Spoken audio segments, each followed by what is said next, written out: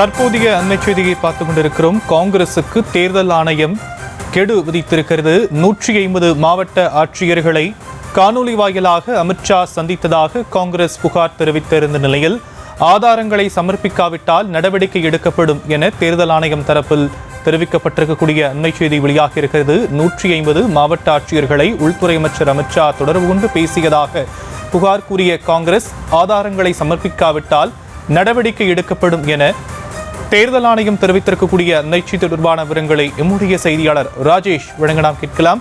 ராஜேஷ், மேலும் விவரங்கள். வணக்கம். ஆதாரங்களை சமர்ப்பிக்காவிட்டால் நடவடிக்கை என தேர்தல் ஆணையம் தெரிவித்துள்ளது. அதாவது காங்கிரஸ் கட்சி தொடர்ந்து அமித்ஷா அவர்கள் 150 மாவட்ட ஆட்சியர்களை தொடர்பு கொண்டு அவர் பேசியதாக தெரிவித்திருந்தது. எந்த அடிப்படையில் இது போன்று தெரிவிக்கிறீர்கள், அதற்கான ஆதாரங்கள் இருந்தால் சமர்ப்பிக்க வேண்டும் என தேர்தல் ஆணையம் தெரிவித்திருந்தது.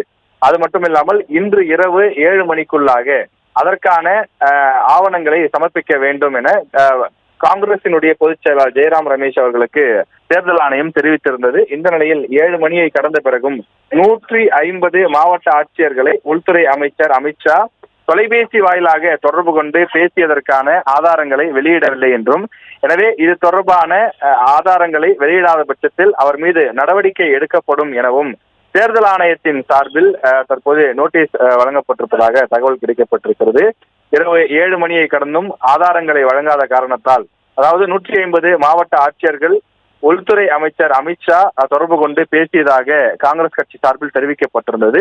அந்த தகவலுக்கு, அந்த விஷயத்திற்கு பாஜக சார்பில் மறுப்பு வெளியிட்டிருந்ததோடு மட்டுமில்லாமல் தேர்தல் ஆணையம் அதற்கான ஆதாரங்களை வழங்க வேண்டும் எனவும் கேட்டிருந்தது. எனவே அந்த விவகாரத்தில் தற்போது தேர்தல் ஆணையம் நடவடிக்கை எடுப்பதற்கு நோட்டீஸ் அனுப்பியிருப்பதாக தெரிகின்றது. அதற்கான ஆவணங்களை சமர்ப்பிக்க வேண்டும் என கெடு விதித்த நிலையில் காங்கிரஸ் கட்சி சார்பில் திரு ஜெயராம் ரமேஷ் அதற்கான ஆதாரங்களை சமர்ப்பிக்கவில்லை என்றும் தெரிய வந்துள்ளது.